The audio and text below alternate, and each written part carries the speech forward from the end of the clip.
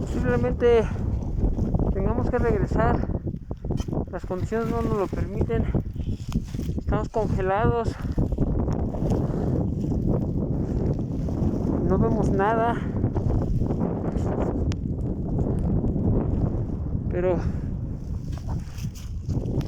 vamos a continuar una media hora más, una hora.